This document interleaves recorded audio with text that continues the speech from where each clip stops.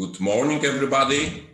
This is the second day of our webinar dedicated to discuss relevant issues, important issues for the ports. I think we had a quite interesting day yesterday with panels, but also today we have a quite a very interesting program. And also a panel. I think it's important that we spend quite long time for the discussion. So I won't take too much time of this event. I would like to thank you very much for being with us during this 2 days webinar. And I would like to invite you to follow our social media and our announcements. We will organize more events, so please follow our promotion tools. Well, I think it's now time to start the conference, the second day of our webinar, and I would like to invite our moderator for yesterday and for today, Przemek Myszka, who is editor-in-chief of Baltic Transport Journal. Przemek is just standing next to me, so he will appear in a few seconds. Thank you all and see you around.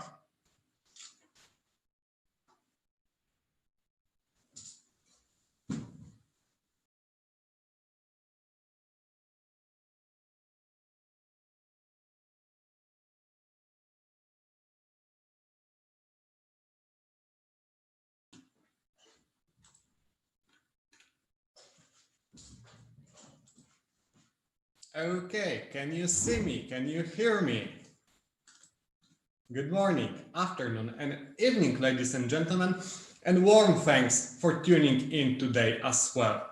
My name is Przemek Myszka, I'm the chief editor of the Baltic Transport Journal and your guide for the next hour or so. Before we start, the organizers would like to give a big shout out to the event's supporters, VRT, Grid Connect, and ION. Let us take a deep dive right at the beginning with the International Association of Ports and Harbors, Patrick Verhoeven, who will tell us how such seemingly unmovable assets like ports will find their way through our rapidly changing world now and in 10 years. Patrick, please. Thank you. Thank you and good morning, everybody. It's a pleasure to be with you, although virtually, at this Baltic Ports Organization seminar. I will share my screen so that you can follow the presentation. Hopefully that is all visible to you now. Is that okay? Yep. Okay, so what I would like to share with you this morning, apart from a few, let's say, reflections on the global outlook and the impact that the crisis, the pandemic has had on the ports industry, is to look at 4 main areas, which I think will determine our sector and the way we do business in the ports industry over the next years and possibly decades. They're not entirely new issues because, of course, there is continuity despite the crisis, but I think there is stronger emphasis on some of these issues than there has been before the world plunged into the corona times. This is a picture that I used to show in many presentations before Corona took place. This is the world as it looked more or less until, let's say, Christmas last year. Pretty chaotic place, nevertheless, a world in crisis. For those of you who like cinema, this is actually a cartoon that was based on an old movie poster from the 1960s called It's a Mad, Mad, Mad World. And you see it's still a very mad world out there, but you can look in great detail, but you will never ever find somewhere any reference to a disease or a pandemic. Of course, the beginning of the year, it changed quite dramatically. We should note, of course, that it's not the pandemic as such that hit the world economy, but the government measures that were taken around the world to contain it. And time will tell, of course, whether these measures were in the end proportional or not. And we know that there are very different views out there as to what has been taken in terms of initiatives by governments around the world. If we look at the trade outlook, and this is a picture that was actually taken in April, so it's a few months old already, but economists of the WTO, they estimated that world trade would fall between 13 and 32% in 2020 as the COVID pandemic disrupted normal economic activity and life around the world. Meanwhile, WTO has published more recent estimates, and due to subsequent tracking of trade developments, they suggest that the decline may be closer to the optimistic scenario. But of course, there is the uncertainty and continued uncertainty whether a resurgence of the virus may happen. And of course, it depends then also what kind of measures will be taken to contain the virus, whether these will be different than what we have seen during the past half year, or of course, ultimately, when whether a vaccine will become available. Now, if we look at the impact on ports, I think it's clear that we are not out of the woods yet. We've been tracking in IPH the impact of COVID-19 since the beginning of April through 4 indicators: the vessel calls, hinterland transport delays, capacity utilization, and availability of workers. And we've done that initially with a weekly survey, which then became a bi-weekly survey. And you see that, of course, the overall picture is that the majority of ports were able to continue their operations. So I think the sector as a whole weathered the storm quite well. But you nevertheless see that certainly in the initial months, the impact, for instance, on vessel calls, on delays, on capacity and availability of workers has been important. Over the months, we saw a decrease, actually, therefore, an improvement. And we had a break in August. And actually, this week, we did a new survey. And it's a little bit alarming in the sense that some of the indicators have become worse again. Not when it comes to, for instance, the decline in container vessels, but certainly for other cargo vessels, some of the hinterland factors, capacity factors, and also workers factors. So I think this is an indication that, as we all know, the virus is still with us, and the impact also on ports is still visible. These figures have not been published yet, the September ones, because they were only processed yesterday. So I'm showing them in a sort of sneak preview. The other question that we asked ports this week is what is the impact on infrastructure investments? Notably, we asked whether there were any sort of delays in investments that were planned for this year. And this is the result, again, from the survey that we took this week, with 30% of the ports said that, everything we planned was executed, 20% or 30%, 40%, sorry, reporting minor delays, and 21% reporting major delays. And a minority, 3.7%, said that projects have been shelved, and another 3.7% that they were replaced by other investments. So the impact is certainly there on the industry. And we will continue monitoring this situation on a monthly basis, at least for the foreseeable future. Now, if we look into the main themes or the main issues or main challenges that I think the ports industry from a global point of view will have on its agenda, I think it starts with risk and resilience. I mean, coronavirus is actually the 3rd crisis already in the 21st century, and we're only in 2020. We had 9/11, we had the financial crisis. And I think the most prevalent challenge for ports is indeed the continuity of their business. And that is why also in IPH we have identified risk and resilience as perhaps the prime focus area. And I think it's good to ask the question, how many ports today have a business continuity policy that goes beyond normal operational risks, that looks at unexpected things like a pandemic, like a cyber attack, like extreme weather, and you can go on, like a dangerous goods explosion happened also very recently. So this is clearly an area that deserves a lot of attention for ports around the world. There's also a link with the business model itself of ports, and I will come back to that in a few minutes. The other issue that became clear in the crisis is how vulnerable, transactions, paper-based transactions or person-based transactions are, especially in the ship-shore interface. And it's clear that our industry, again, from a global perspective, is lagging behind. Recent statistics that came about, it says that only 49 of the 171 member states in the IMO have ports with port community systems. 49 out of 171, which is a pretty low figure. And you know that a port community system is not really that innovative because they've been around already since the 1980s. So there's still a lot of work to do to bring ports around the globe up to sort of a basic standard of digitalization. And that is come across the sector, also from the shipping industry, that there is really a huge need in our sector to accelerate digitalization. And that is not a matter of technology. It's more a matter of standardization, of building trust, and of creating the political will. A good example of that is the concept of port call optimization, which you see illustrated here on this picture of the Port of Rotterdam, which is really about making sure that ships spend as little as time as possible in ports waiting. That has benefits, of course, in terms of efficiency, but it also has benefits in terms of emission reductions and of safety. And it sounds logical, but why is it not happening widespread in ports? Why are ships spending still a lot of time waiting before they can anchor and start operations? It has to do with data collaboration, exchange of data. It has nothing to do with technology, because the technology is available to make that happen. But it's the willingness of parties across the maritime supply chain to share the data, to have trust, and work together. And there's a recent report that has been published by the IMO only a couple of weeks ago, which sort of maps what the problems are, the operational problems, but there are also contractual issues.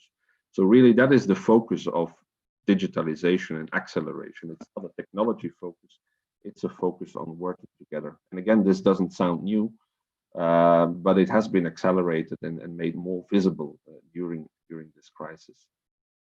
And then, of course, there is another all-time favorite, which was already a very important issue before the crisis, that is decarbonization. And certainly the crisis has not stopped pressure.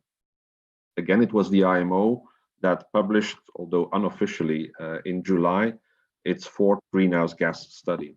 It will be official only in autumn, because the study still has to be adopted formally by the Marine Environment Protection Committee. But nevertheless, the figures were distributed. And it shows that there is much to be done yet if the goal to cut ship emissions with 50% in 2050 compared to 2008 levels, if that goal has to be achieved, something really drastic needs to happen. On the projection here, you see a number of business as usual scenarios, which of course project an increase rather than a decrease in emissions.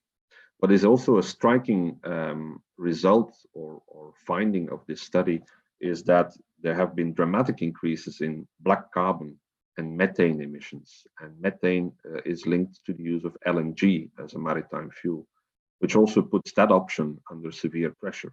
Several years ago, that was more looked at from the sort of the air quality perspective. LNG was seen as sort of the silver bullet that would solve a lot of problems, but from a carbon point of view, that is not the case. The real question here is funding.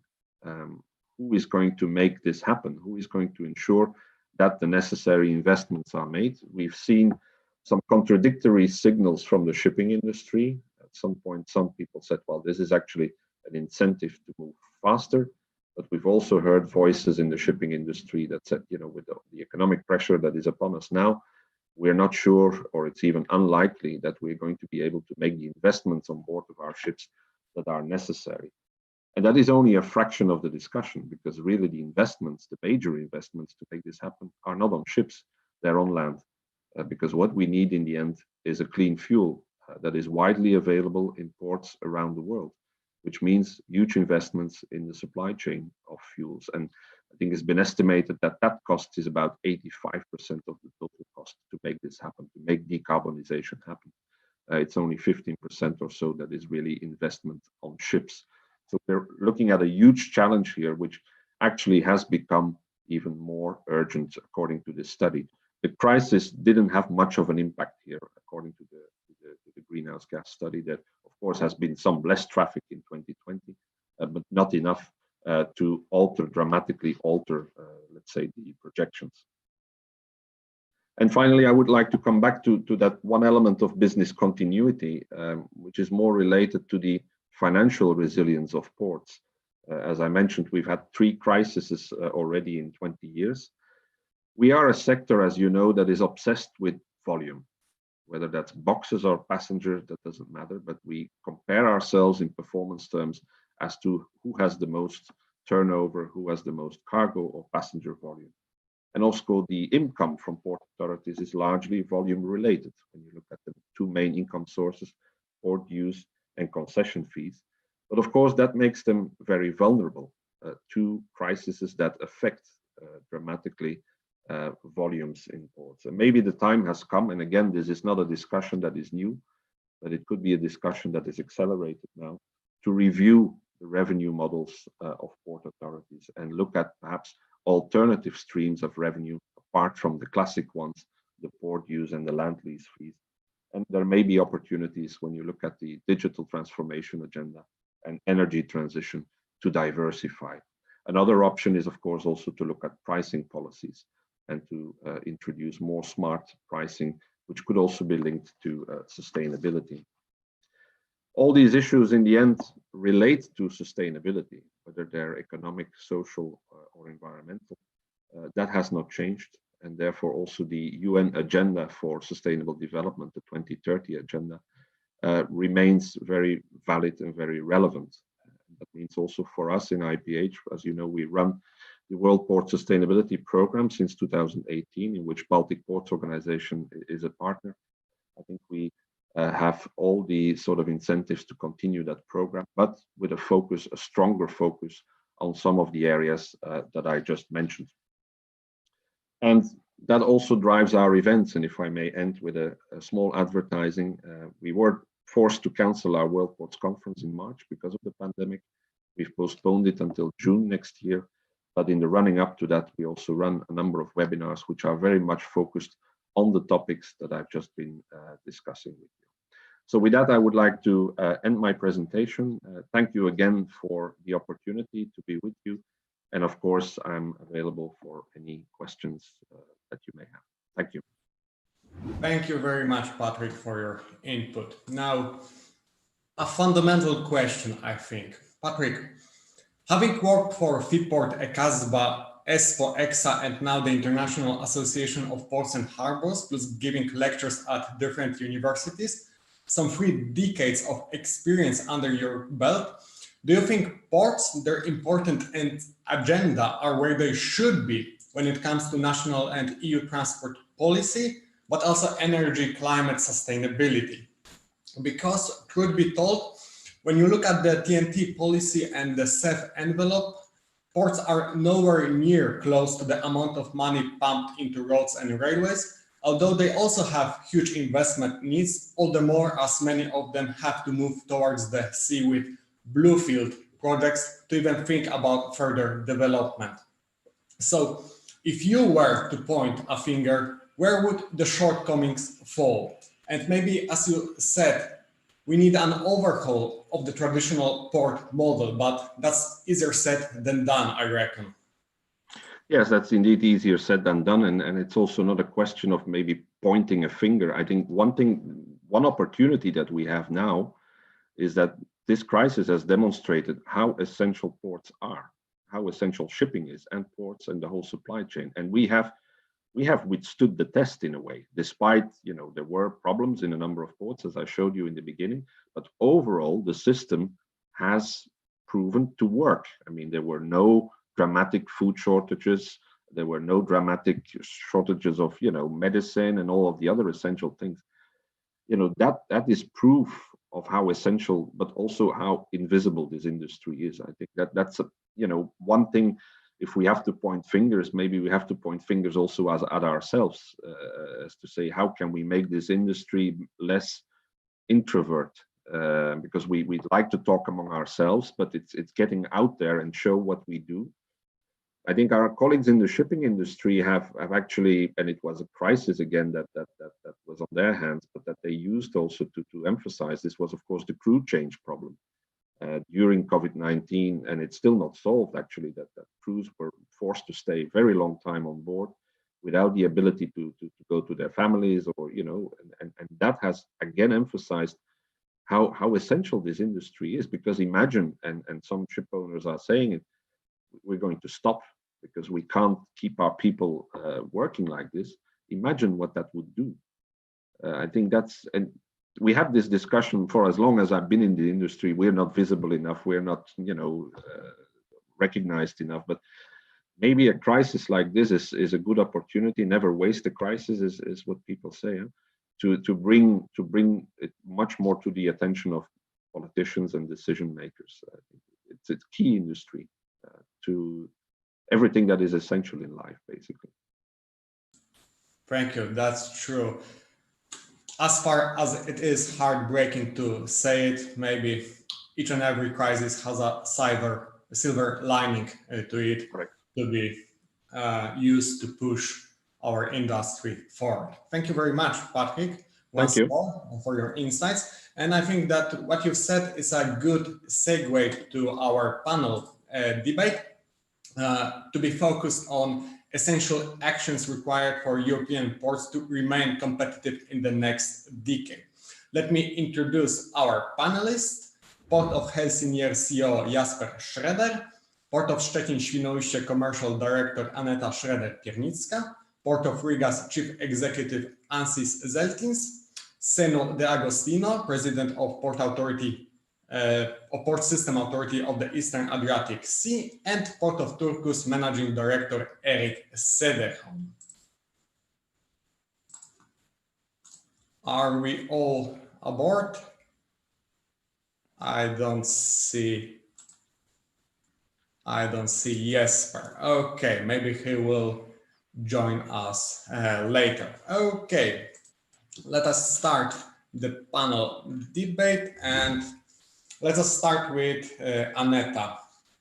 The Szczecin and Świnoujście Seaports Authority is quite unique in the sense that first, it manages two ports, and second, one is located by the open sea and the other farther inland along the Oder River. How difficult is it to set priorities when developing two distinct ports, especially if certain areas, like dredging the Oder Fairway, rests outside the Port Authority's scope? Well, first of all, welcome all of you, early morning on Friday, COVID Friday.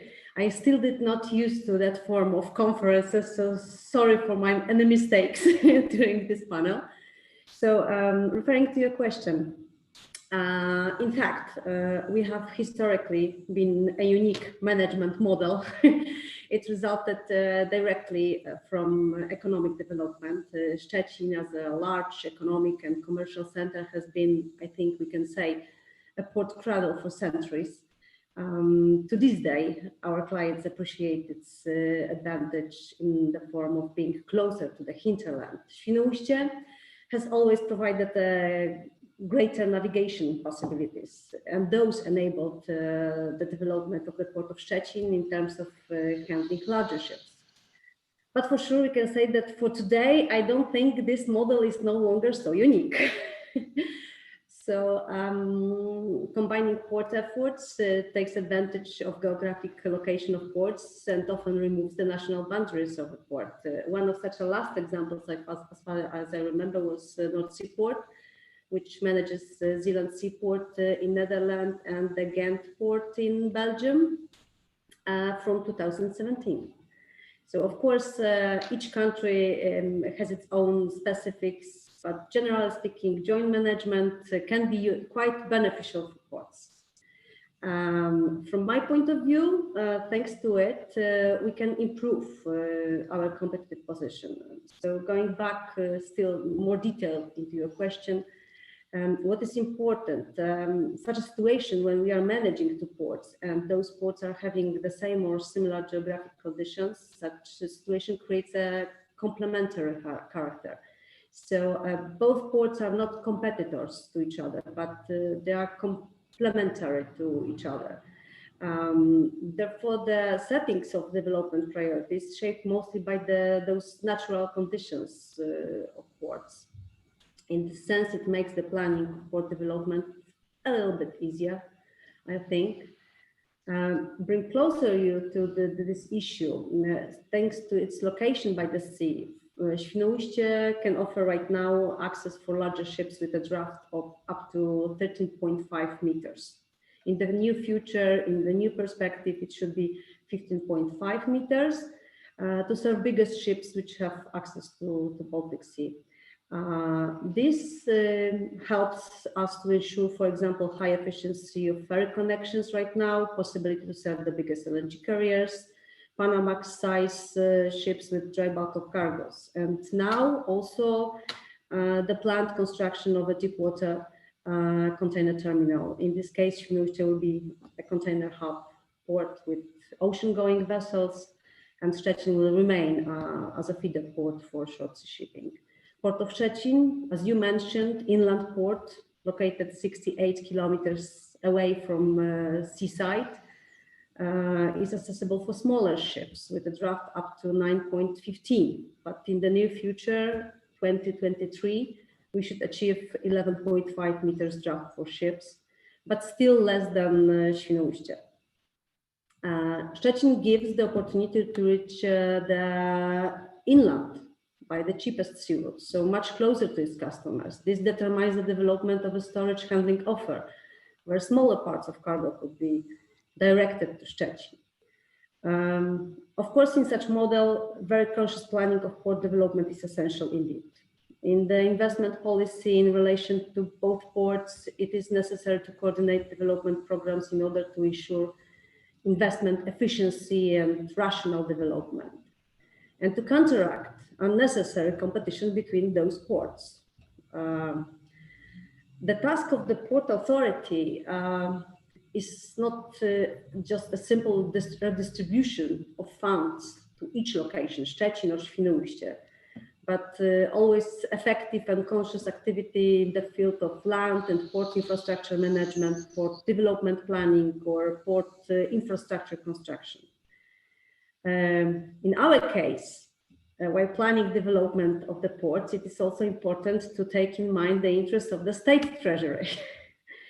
It's our owner which is managing the property in both ports. We need to take into consideration also position of our ports as a key elements of the transport system.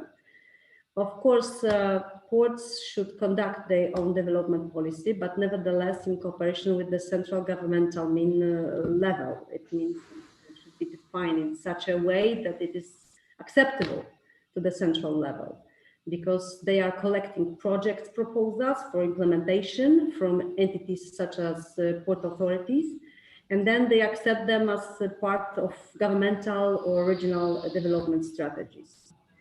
Our management model, one port authority for two ports, works well, I think, by implementing an effective development strategy and using synergy between our ports. We are also served by the fact that we are, as mentioned, a state-owned company, which activities are regulated by the special law, special regulation. This law act clearly divides the issue you mentioned, the responsibilities between the Port Authority and the Maritime Administration. So the analysis and approval of development plans at the owner level makes it possible for the Maritime Administration to cooperate in their implementation. As a proof, the best example is currently conducted investment of deepening the fairway, which was also mentioned by you, leading to Szczecin, to a depth 12.5. The investment in accordance with the regulation is carried out by the Maritime Office. At the same time, the Port Authority is implementing investments aimed at adapting the port infrastructure to handling ships using new parameters on the waterway. So combined efforts, as you see, can bring effects in the form of improving the competitiveness of a port. And to summarize, I think I can state that two ports in one hand gives some benefits, and proper regulation of port development responsibilities gives possibility to strengthen effectiveness of development process. And having all of this in mind, it should be easier to be prepared for taking any needed actions to remain our ports competitive in next decade. It's easier to adapt to unforeseen, I think, changes we can expect. Splendid, thank you very much. It seems that for Szczecin and Świnoujście, it takes two to tango.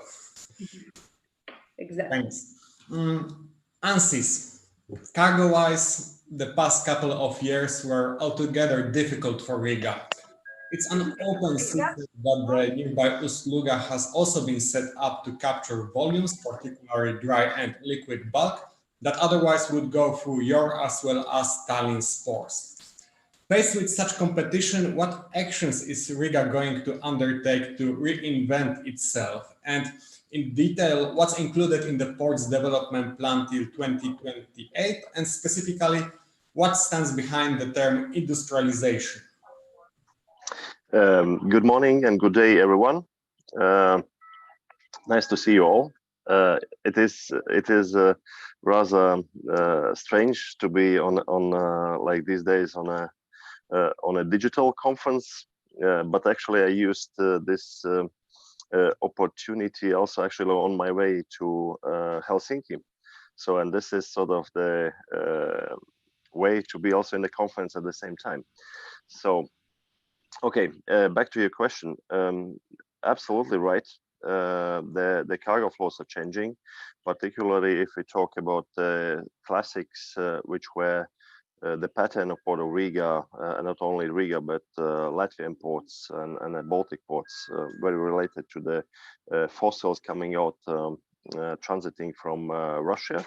That's on the dry bulk side, that's the coal, and on the liquid bulk, of course, oil and oil products.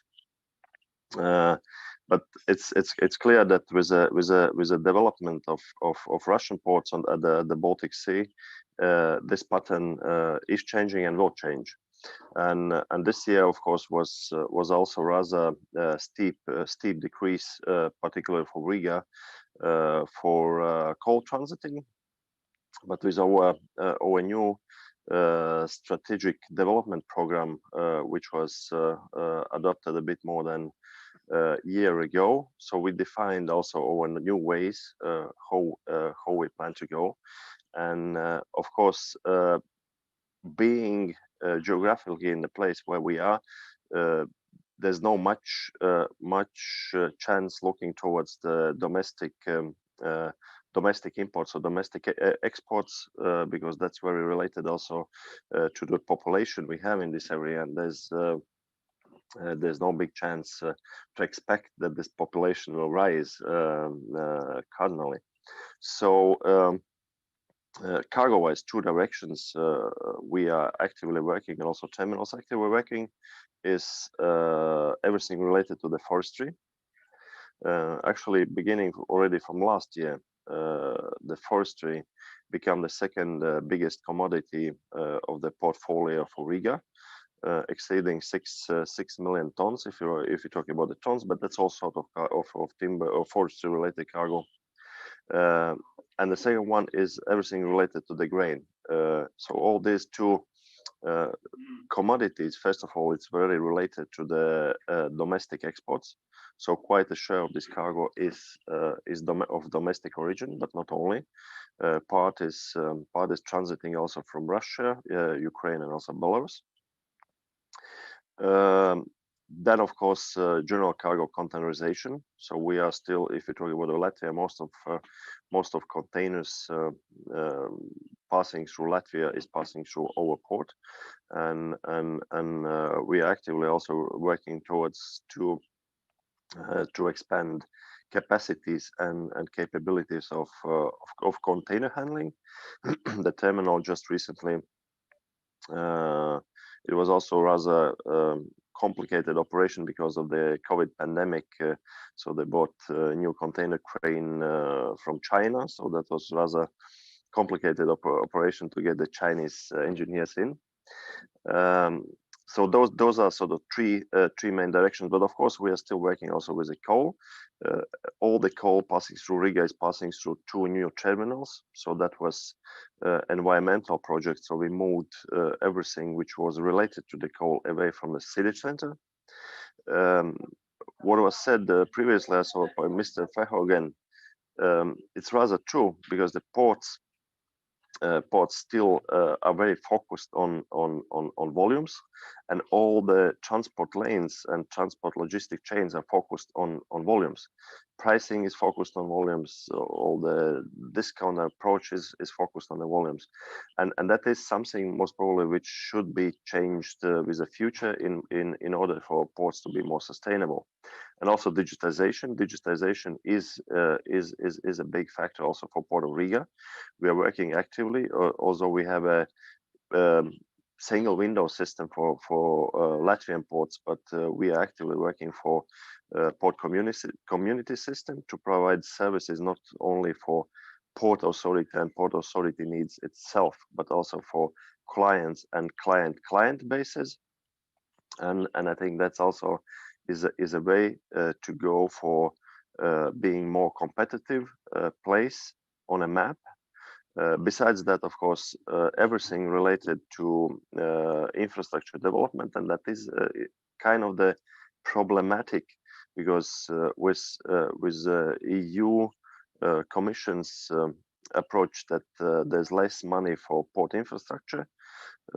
Also, if we talk about the cohesion, that means that for us it will be more and more complicated to finance public infrastructure projects like main access canals, main breakwaters, which is not infrastructure of commercial use, and commercially financed. It's not very simple way forward if you talk also about the commercial banks. So, and this is the strategic thing we are also discussing at the board level. So how also to finance the big infrastructure projects which are public by use. Thank you. Thank you very much. Now it appears that on the one hand, one can say that ports are unmovable assets, but on the other hand, one could only justifiably say that there are living beings, living organisms. I'm sorry, sorry, I didn't. So one part of the question, what was about the industrialization? How are you going to change the port towards that direction? Because industrialization theme is big in you, but now we have to walk the talk. Yes, that's actually also what we are doing. It's not sort of fast way forward, but initially the port was more focused about the cargo and everything related to the cargo handling, terminals, terminal operators, etc. But Port of Riga, we have rather large area also of the land, which is and which most probably will not be able to use directly as let's say for the port operators, but it still has a free economic zone status possibility at the one hand.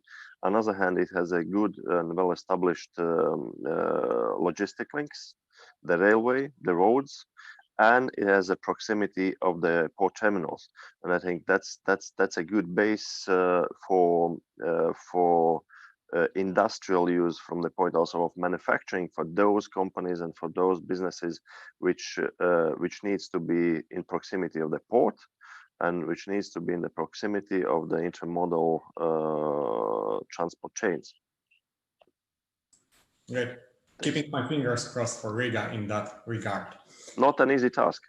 No, it's not an easy industry, but there's a lot to learn from it.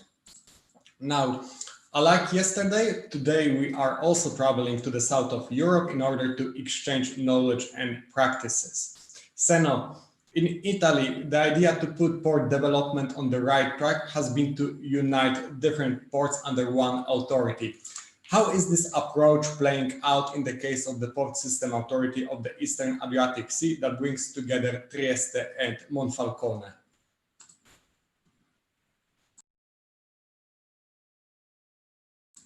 Do we have Zeno with us? Okay, maybe we'll wait for him. So, turning to the Baltic ones again, Eric, the Port of Turku's business model is heavily leaned towards the ferry business. Consequently, the port, alongside Viking Line and Tallinn and Silja Line, is working on the brand new Kanavaniemi terminal, a huge investment to come online even as soon as in 2025. How will this investment set the port operation framework for decades to come? A very good morning to everyone from Turku, the oldest city in Finland, only about 1,000 years old. So we have some old history behind us, and then we have a brand new terminal project on the table.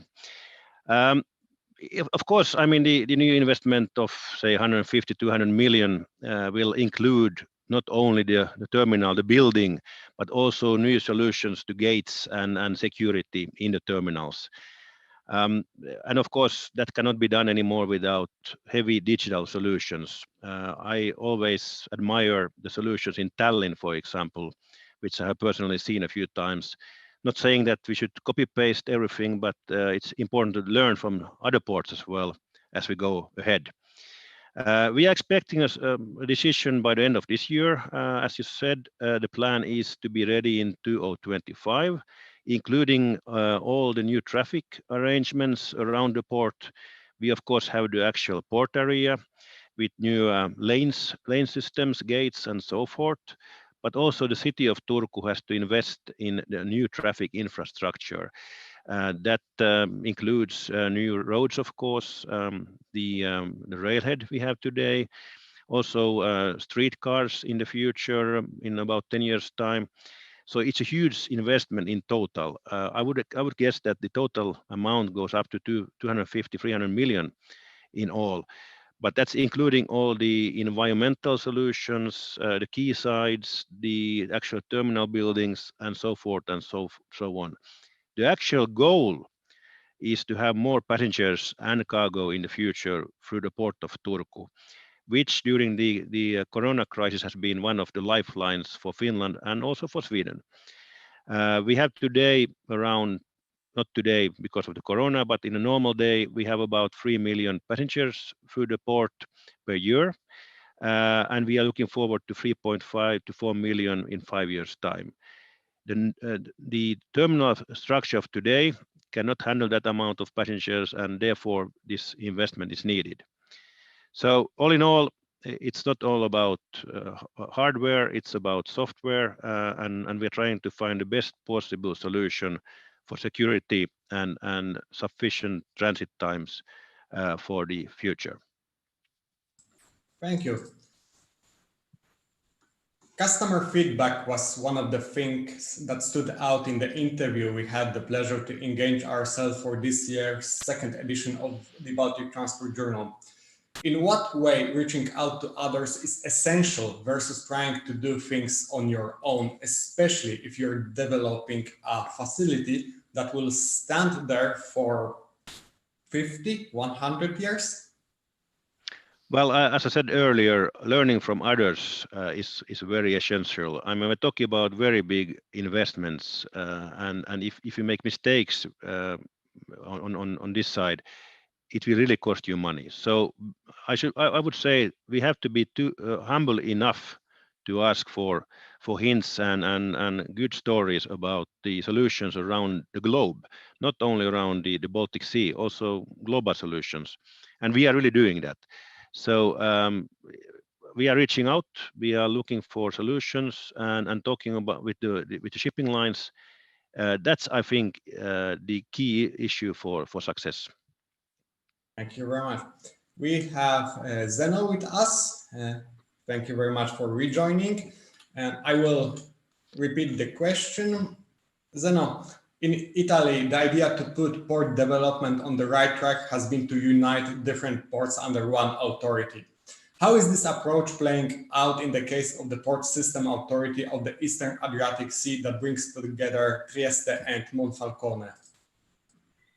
You know, in our case, it's something that I could define quite unique, because the real integration that we have done is not only what I could or I should call an horizontal integration, so Trieste and Monfalcone ports, but also a vertical one that was very, very effective for the strategies of the port. So, you know, at the moment we could say that we manage not only the two ports, but also two dry ports. One is Fernetti. Fernetti is a dry port that is 10 kilometers outside of the port area of Trieste. And then we also acquire in the last months also a huge dry port that is 60 kilometers from the port of Trieste, and it is 25 kilometers from Monfalcone, that is Cervignano. I tell this because you know, I have heard Patrick before speaking about, for example, the importance of the port community system. I think we have a very, very advanced port community system, but now is no more port community system, is port system community system, because we with all the acquisitions that we have done in the last 2 years, so the port of Monfalcone, the two dry ports, now we are also dealing for buying another dry port that is in Gorizia, so it is in the border between Italy and Slovenia.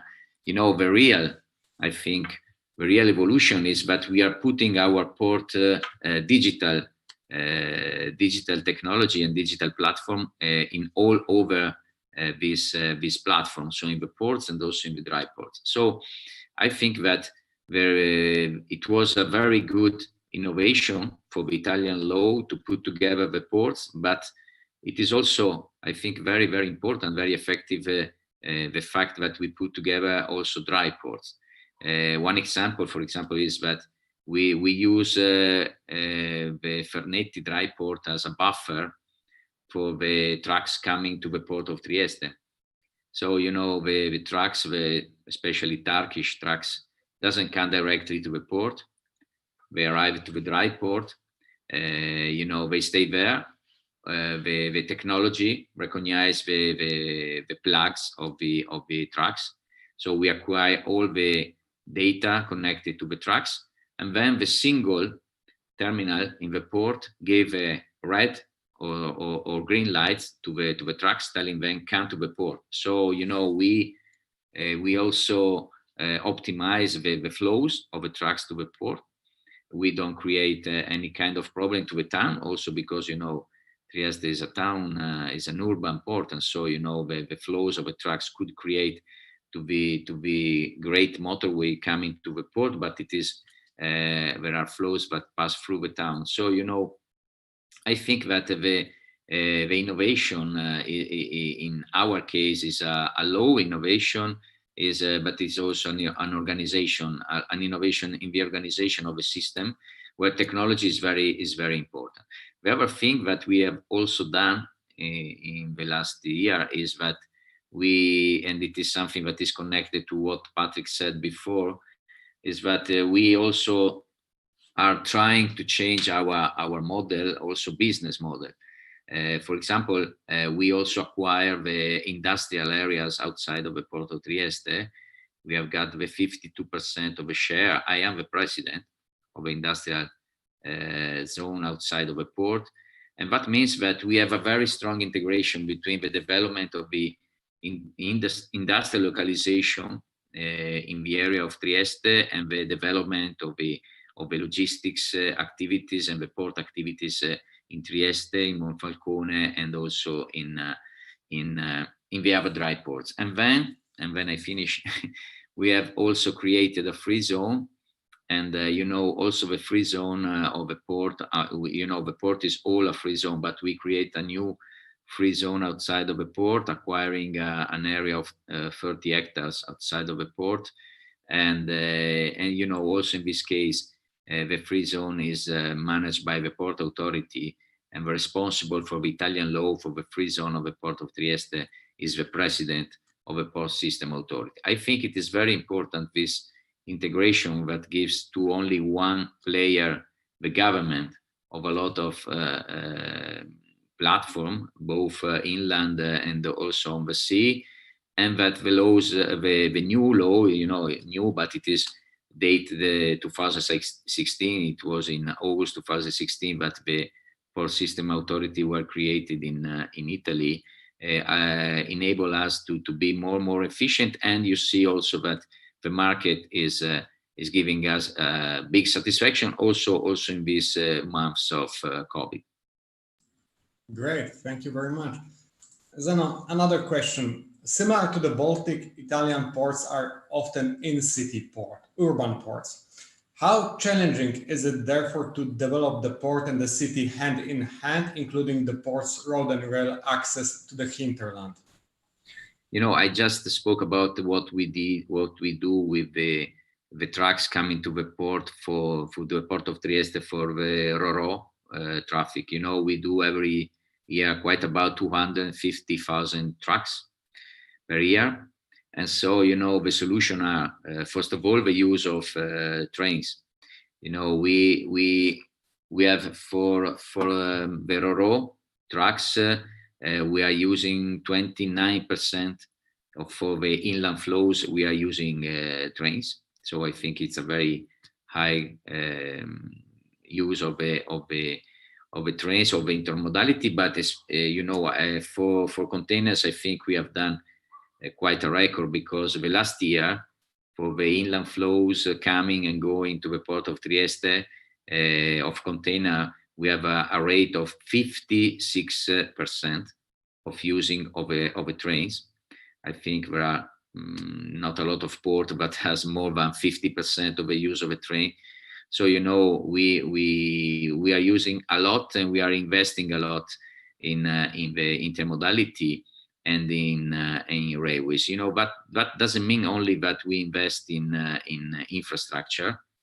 We have at the moment a project of a finance project together with the Italian government and the Italian railways of more than 200 million euros of investment on the railways infrastructure in the port.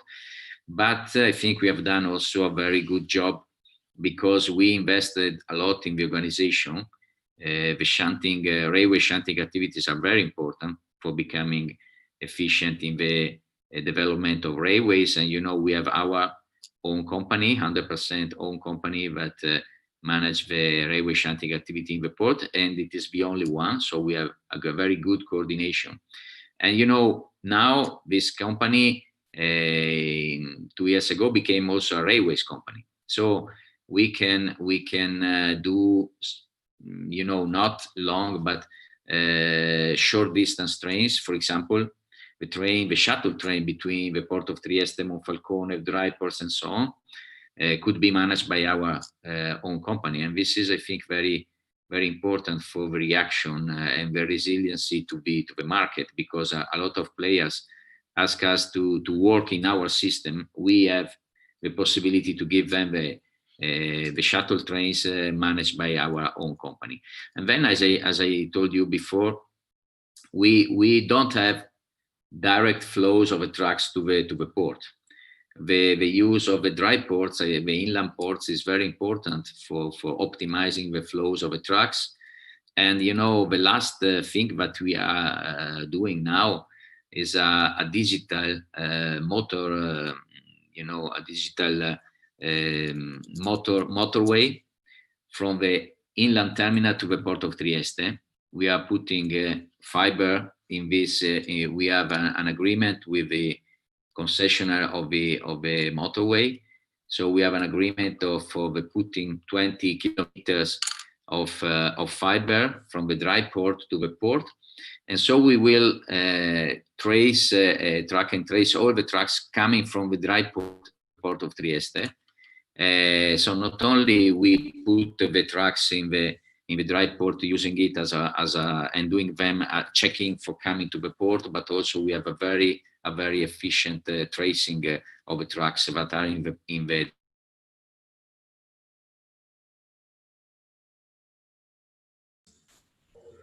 Zeno, are you there? We stopped hearing you. Okay, maybe Zeno will rejoin us. Now, to sum up a little bit, Aneta, gentlemen, I would like to kindle your imagination a little bit.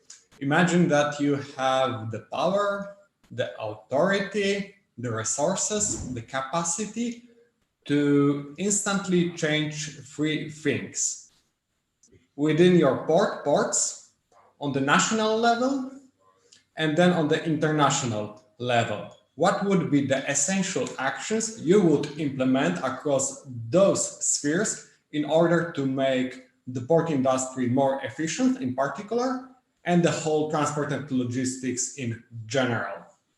Who would like to start first with this question? Remember, you have all the power in the world to make your port dreams come true. So if an instant, what would it be?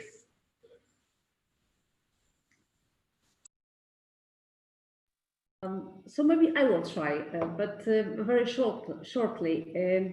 From my point of view, in our case, I think I would expect some changes in building priorities on both sides, and on the country level, on the European level, because we are a big user of EU co-financing. So if those priorities would be well analyzed and seen not only on the bigger picture, but also on the local level, I think it would be more profitable for our port. I know that those priorities sometimes are pushed by each sphere. I don't know, for instance, railway companies, truck companies, etc. So those priorities are different sometimes. And if someone would take a look, a bigger picture for this, maybe the ports would benefit. Thank you. Ansis, you raised your hand. Yeah. Okay. At the national level, most probably is to change.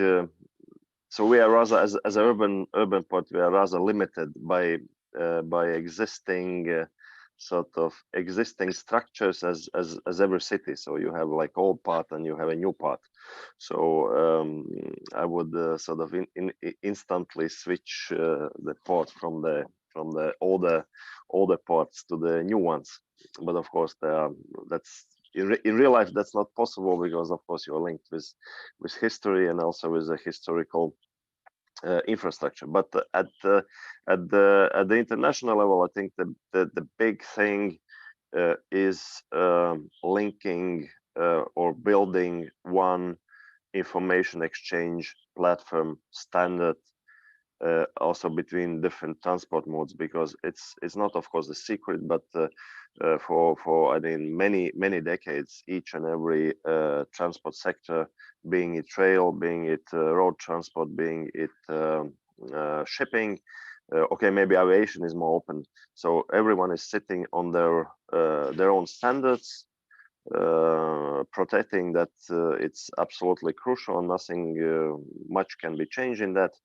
But I think that's a big thing in order to make a one on a transport part, one information platform standard, where and that would be really boost also for transport chains, and it will definitely make them much more efficient, both from the environmental part and also from the financial economic part. And it's like the same about the rail, that you can trace, you can get all the information on the logistics chain, starting from the beginning when the parcel of the cargo is loaded up to the, and doesn't matter what the transport chains are in between. And it's not just about the containers, because they are of course more standardized things in the transport flow, and they're less standardized. But I think that's a big thing. Great. Including of course customs. Yeah. Great. Thank you so much. Eric, what would be your wishes to change Turkey, Finland, and maybe the European Union? Do you have, for example, any thoughts on how to better align the rail sector with the port sector in Finland? Because it seems that the rail market in Finland has been pretty conservative in terms of getting new cargo and being more market competitive with new players entering and giving new solutions, new services, new offerings. I think you hit the bullseye there. You know, I've been working for the Finnish Railways earlier, so I know a bit about it. It's of course a very expensive investment to renew the rail infrastructure, but of course, if you look at the environment and everything, we should have dual rails, of course, electrify the present rails we have, and so forth and so on. But we also have a lack of investment in the road infrastructure in Finland. So a small country having two big infra problems, and we are trying to cure them both. As we speak, there's a new road building construction going on outside Turku, which I'm very optimistic about. We will have a motorway all the way from Turku to the border of Russia. That's very nice. But also, I would agree with you that the rail system in Finland, with quite a big country, is not on the level where it should be. There are many reasons for that, of course, money being the biggest problem. There are some developments, to be honest. I mean, there is a plan of having a 1 hour passage from the capital of Helsinki to the port of Turku in the future, but that will take another 10 years. The dream is of course that people could travel from Turku to Stockholm by starting the rail transportation, going to the terminal in Turku, then over by the ship, and then all the way from Stockholm to Northern Europe by train. But that's some years from ahead of us. But absolutely, I'm not worried about the investments in the digital infrastructure in the future. That will come. I have no doubts of that. But the heavy investment into railheads and roads, that's my dream and wish to the Santa Claus. Okay. Zeno, thank you very much for rejoining. The question was, if you imagine that you have the capacity, the resources, the power, the authority to make free changes in your ports on the national level and on the international level, what would be the essential actions you would take having such power? You know, I don't know if I have three things to say, but you know, the first one, it is the project that we are working on for the last year. We are working about the energy transition, and you know, we need. I always say that innovation is the other face of the coin of sustainability. No, so I think we need first of all energy. Because you know, if we want, for example, use the cold ironing in the ports, in my case, I don't know in the other ports, but we don't have enough energy, and also we don't have the cost of energy that is efficient for the cold ironing ships, for example, cruise ships, but also cargo ships that are coming to the port. In these days in Italy, there was a new law that I think there is also in some other nation, but for us it is something new, that decrease the cost of energy for the cold ironing in the ports. So the government cut taxes and so on the cost of the energy for the cold ironing terminals and activities in the port. So first of all, is a huge investment, and we are now preparing, and we have just prepared an important project that could be financed by the recovery funds for Italy, could be financed by this. And so we want to give more energy to all the port, because we want to see the engines of the ships all switch off when they are in the ports. So I think this is the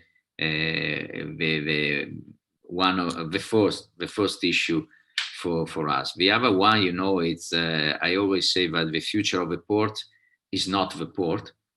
So my dream is that we can create not only an efficiency or a development of a port connected to the traditional activities of the port, so transport, logistics, and so on, but to create an area, and we are working on this, to create an area dedicated to the innovation, not only to the blue economy activities, I could say for the blue world activities. Now, so for example, we have now a production of submarine drones in the old port of Trieste. They produce a company, an Italian company, produce submarine drones that work on the maintenance of pipeline or maritime cables, submarine cables. And so you don't have anything that has to do with transport and so on. But you need water, you need the port, because we gave a concession, an underwater concession, for a playground for the drones, 13 meters under the level of the sea. And it is a 1 kilometer per 300 meters area. And the drones stay there for weeks doing tests before going to the market. No? And another activity that now is started this year, is connected to the use of the algae for the foods and drugs and medicines. And this is an Indonesian company that went in our industrial areas, and also in this case they need water, but they don't have nothing to do with traditional port activity. So my dream is to have a always bigger area connected to very innovating also manufacturing activities or productive activity that are connected to the sea but not to the port. And I think the better place where to put this are the ports, especially the old ports, because you don't need depth, you don't need something that is connected to transport, to the giant vessels and so on. And I think this is my second issue. If I could have the possibility to create this kind of area in the port. And it is very important for this, the connection and the relation that you have with university, research center, and scientific players and so on. Trieste is one of the most important place in the world for this.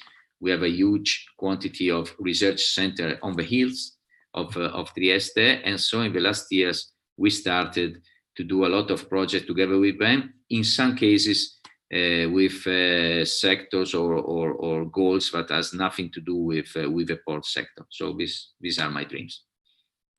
Splendid, thank you very much. That's a nice summary. I would say more energy, more power to port's elbows. Great, thank you so much. Is there anything else, Aneta, or you gentlemen would like to add, or are we wrapping this fruitful discussion? Are we okay? Great. Thank you so much for participating. A big round of applause for you, and please stay with us for the remaining last presentation. Thank you very much. Thank you. Bye. Thank you. Thank you. Thank you. Thank you, colleagues. Bye. Bye. Now, we are concluding our webinar with a presentation by Graham Howe, ION's Business Development Director, a tech company from the US that has recently joined BPO, who will ask and answer the question, what can technology do for small and medium ports? I have already had the pleasure to pick Graham's brain during one online event, and he's a real well of knowledge. Graham, the bar has been set. Thank you very much. I'm seeking to share my screen. Can you tell me if I get out of my emails? That would help, wouldn't it? Can you see my screen? Yes. Marvelous. So you can see my presentation. Fine and dandy. Thank you.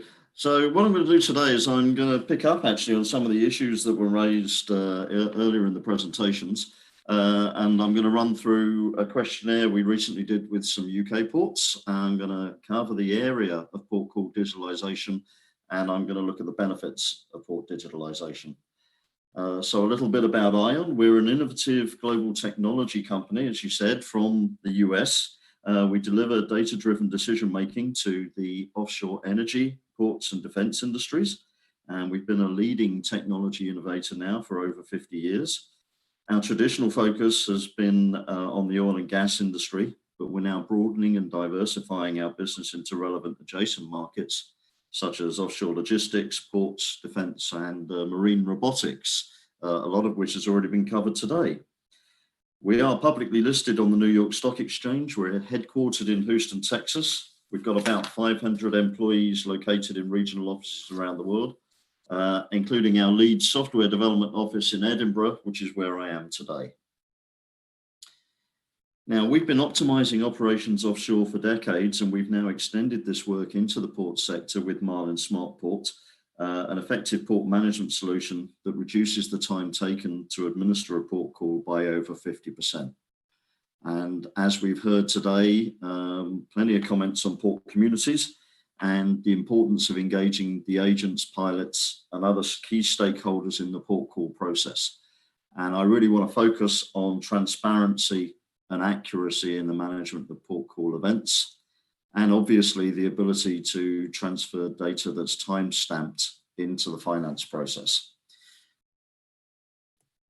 Okay, so we're going to start with feedback on the subject of port digitalisation from the members of the UK Harbour Masters Association. We sent them a survey in early May, which now seems years ago, for their thoughts on this subject. And we got 10 responses from the 258 members surveyed, which is good given that they'd all just gone into lockdown. We're quite happy to share this survey with members of the BPO and see if they want to participate as well. We've kept the questions very clear. Why would you want a digital system? What do you have? What would you want? And why wouldn't you move forward with a system? The response to why you'd want a digital system is very clear. To reduce costs by improving efficiency, to share data with your port community, and to reduce your back office operating costs. Now, it's interesting that these 3 points were considered much more important than increasing port revenue. And they show the very clear operational focus that the COVID situation has only exacerbated as it's gone on over time. So we asked, what technology tools do you use already? And for anybody working in the port sector, there's going to be no surprise here. So there's the AIS system, there's a vessel traffic system, and a number of people use port management information systems of some type, which is close behind those two. Okay, what are the top 3 tools that you'd like to use? And again, they're very clear. A billing and accounting system for the back office team is a major priority. And then we're looking obviously at small and medium ports because they've said that they want a digital whiteboard and a better ETA system to be the next priority. And in our experience, the more we kind of drill down into the improved ETA, the more we see the value of ports understanding when those vessels are going to reach them and their ability to turn around those vessels. I'm not going to say efficiently and effectively in a short space of time, because there's often periods where vessels need to spend a fair amount of time in ports. And indeed, that can be why the ETA issue is so difficult, because we find vessels are sitting in port and they're coming out at unexpected times. So really, ports would like to know, when's that vessel going to reach us and when can we start to supply the services that they need? Okay, and this is again no surprise to anybody. The single biggest barrier to the adoption of digital solutions is budgets. It's a chicken and egg situation. Ports want to use tools to increase their efficiency and save money, but they have limits on their ability to spend money to get there. And what we want to do is try and give you a sense today of where the value comes from digital solutions and why that investment is worthwhile. Okay, so let's look at the key takeaway. The results, the cost efficiency was on everybody's mind even before the pandemic. So tools to improve efficiency and cut costs are what our respondents need. The tools they all identified take an existing analog paper or whiteboard process and they digitalize it. And as ever, the challenge is paying for the system. So one thing that we would point out is 6 of the 9 key drivers that they've identified can all be addressed by port call digitalization, and they're all listed here. And then 4 of the 9 tools that they selected by respondents, again, are all within port call digitalization. So what we're looking at is very, very clearly, let's move to a digital situation and be able to share information. And I think one of the comments were made earlier, the challenge to that is not just to have a digital solution. I think Trieste, I think you said, as you buy more ports, the question is integrating that data and getting it to talk together for greater efficiency. So let's then have a little look into what is port call digitalization. Well, as we've said here, what we're talking about is port call digitalization is the ability to take port processes and making them digital, taking the data from paper to data. Now, we also need to cover a number of initiatives that are coming online, and that was something that ANSYS from Riga referred to, the need to joint standards. So we have the IALA standard 211, which is the port call messaging format in which you standardize timestamps, which fits within the IMO Common Maritime Data Structure. And Patrick referred again to the IMO document recently about just-in-time for vessels. And then you have the Port Collaborative Decision-Making Initiative, which enables you to take just-in-time port call operations through collaboration and data sharing.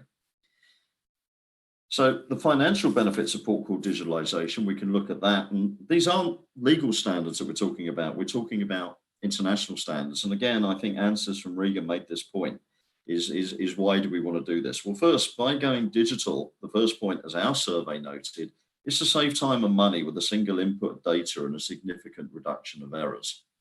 All of the billable events are captured in a universal timestamp, which enables you to universe effectively with a full audit trail. And then being able to review all of your activity online and plan using data improves your QHSE and audit processes. But we think the most important thing is to share data with the entire port community so they can see what they need, and to be clear, only what they need, because obviously you need data security. And also you need to enable customers who need to know where their cargoes are to track their shipments. And this alone will make a port more attractive. Now, these standards have been in development for many years now, but I think we're reaching a stage of maturity where we have systems available where people can work with them. We're also beginning to see things move from beyond the ports as the agents become much more closely involved with a digital environment. And for us, agents are critical as the kind of lubricant that keeps the system moving. Okay, and the final thing that we want to look at there is, of course, the one other factor, the COVID pandemic. One of our port clients said, we will just never go back to the way we were. Ports are showing movements back to the way they were before lockdowns began, but we'll need to assess the long-term impact on the virus on how we work and share information among our port communities. We know, for example, the UK ports consider their personnel to be critical assets, and it is unlikely that any non-port personnel will be able to attend the UK port until at least October. And I think even that is optimistic. So COVID is going to accelerate the digital move that we're in. So we're sure that this isn't the first time the audience has heard the term port call digitalization, and obviously smart port is something that's been said for many years now. And many ports are using digital tools, but for small and medium ports where you don't frequently have very large IT departments, or you're just really coping with keeping your work going. The question is, how do you know how digital you are? So the Port's collaborative decision-making organization have developed a useful tool to give you an idea of where you stand. And they're in the process of preparing an audit tool to enable ports to evidence their maturity.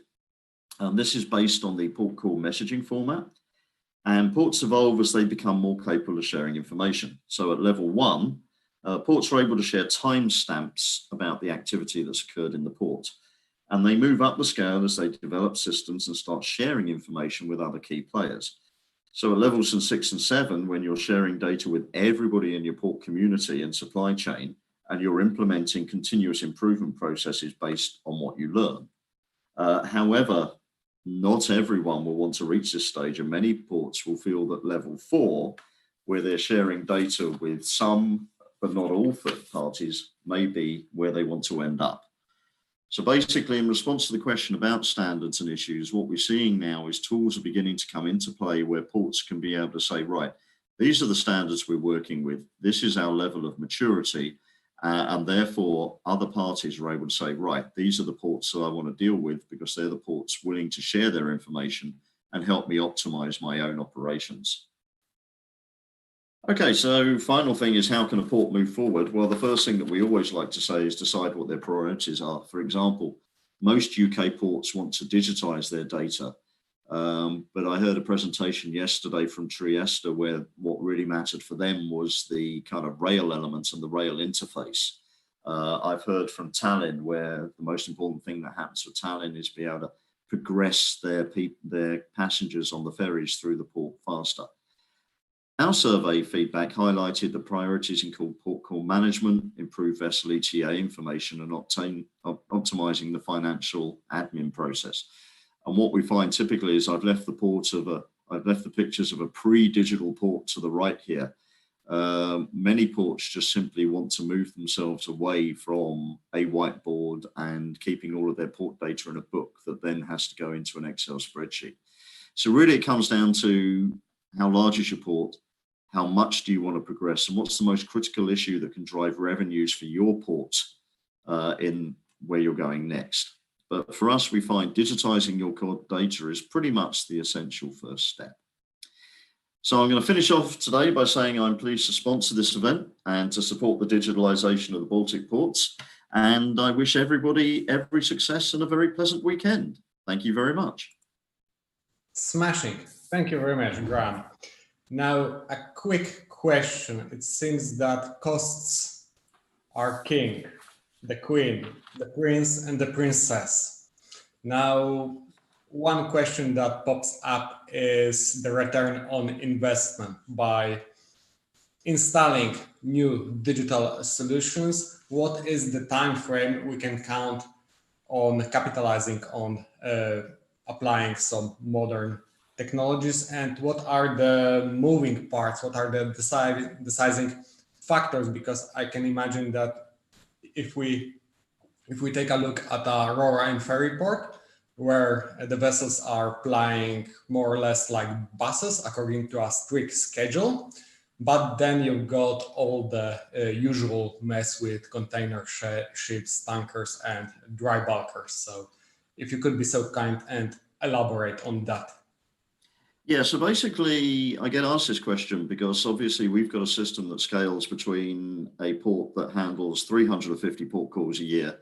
We're currently demonstrating with ports in Africa that are about 3,500 port calls a year. And then those ports in Africa also have about 1.5 million TEUs coming through the port. So the question is, what's the priority? And like you say, what's the cost benefit? Very simple for the smaller port that we're dealing with.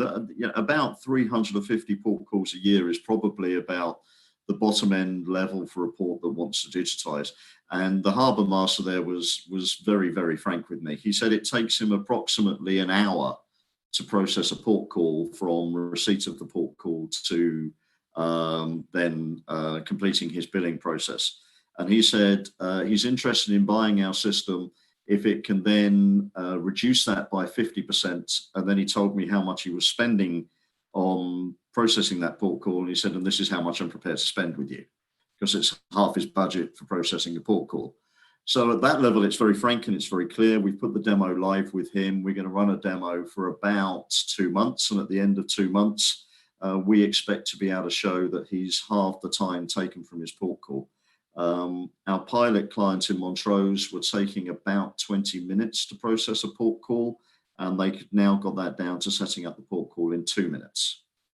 So there's a very clear return on investment for the smaller ports of that size, because they're basically going from a paper-based environment to a digital environment. So we can work very quickly in there. If we then go up to our African port, though, we find ourselves in an entirely different situation in which they are in a paper-based environment. And the complexities of the issues then become much, like I say, it's more detailed. So for their situation, for example, their pilots are going on board a vessel, they're taking a piece of paper, that piece of paper is then being signed by the vessel master, they're bringing it back to the port, they hand it to a finance person who then at the end of the month adds up every piece of pilot activity and then invoices from there. We can in fact put that now onto a tablet for the ports. They can take the vessel master signature digitally, and all of that information about the port call can go straight through to the billing process without anybody touching it. And that can be done again, that can be implemented within a week maximum, thereby reducing their cost. But the interesting one that's more significant for them is this particular port has something like, it's 1.5 million TEUs, and each one of those TEUs is now taking up to 3 weeks to get out of the port after it's received. So you can imagine the time taken just in processing the paper and then having trucks sit outside your port waiting to go. We could implement a terminal operating system that would be able to turn those TEUs around inside 24 hours. But that's a several million euro investment that will take a longer time frame to go. But again, you can see the obvious. So in response to that, the return on investment scales depending on the complexity of your issues, but it can literally halve your costs inside the course of a week. I think it's the straight answer to that one. Great, nice offer. Okay, thank you, Graham. At tip Thank of you the very hat much, sir. for the presentation, please stay with us, with the Baltic, with its port sector. I'm looking forward to seeing and chatting with you in the near future. Thank you very much. Thank you too, sir. Okay, ladies and gentlemen, before we end, I've got a big announcement. The next Baltic Ports Conference will be held in Tallinn, 2 to 3 September next year. Hopefully, please keep your fingers crossed that we will meet in person. And I think that after this COVID break, it will be a hell of a conference. So that's it, folks. Done and dusted. BPO's second webinar came to its conclusion. Mighty thanks for partaking. I sincerely hope everybody has found something of value. Again, a big thank you goes to the event supporters, BRT, Greek Connect, and IAM. Until we meet again, stay safe and be healthy. Bye.